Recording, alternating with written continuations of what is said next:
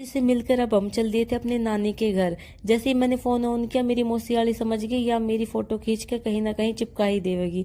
इसने अपने फेस बिल्कुल भी नहीं दिखाया, पर मैंने भी सोच लिया था अब ना तो नानी के घर तो जा रही है, कहीं ना कहीं तो दिखाई गई। बहुत कोशिश करने के बाद भी या ना मानी। फिर यहाँ पे फाटक बंद हो गया था, यहाँ पे जा रही थी ट्रेन। तो ट्रेन ने देख के बढ़ के बहुत ज्यादा खुश हो गया था कि भाई ट्रेन जा रही है।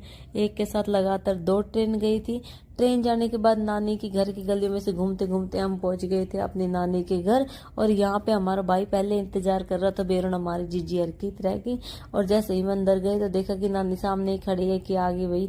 फिर नानी तब मिले, उनका आशीर्वाद लिया। मामी तो मिली, नाना जी तो हमारे जा रहे थे कहीं बाहर।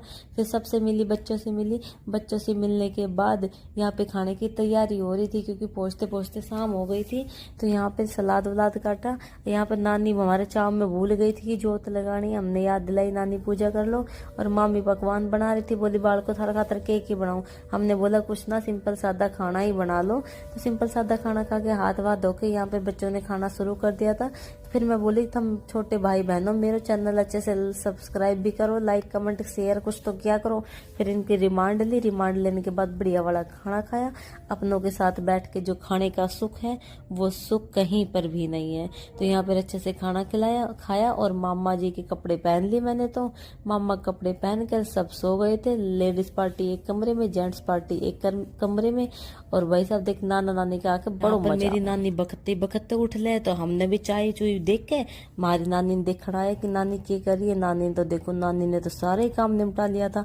फिर मैंने सोचा ले भाई लगे हाथ मैं भी नानी की थोड़ी हेल्प करवा दूं। तो आंधी तूफान आने की वजह से यहाँ पे भी काफी गर्दो माटी हो रहा था।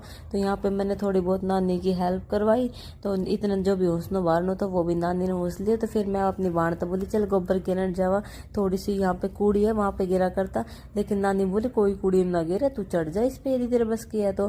फिर नानी तो खूब मना कर रही थी कि प्रिया ना, मैं भी चाव चाव में चढ़ गई। पर जैसे जैसे मैं चढ़ रही थी मेरा ना मन घबरा रहा था कि प्रिया तू तो गई, मैं तो बुरी तरह फंस गई थी। पर कोई ऑप्शन भी ना तो कि नीचे उतरू ऊपर चढ़ूं। लेकिन लेकर राम को नाम में ऊपर चढ़ ही गई। फिर दूसरी हेल्प में मैंने पहले अपनी मौसी वाली चढ़ाई की, जीजी तो ऊपर तक पकड़ लेगी तो भी हेल्प हो जाएगी।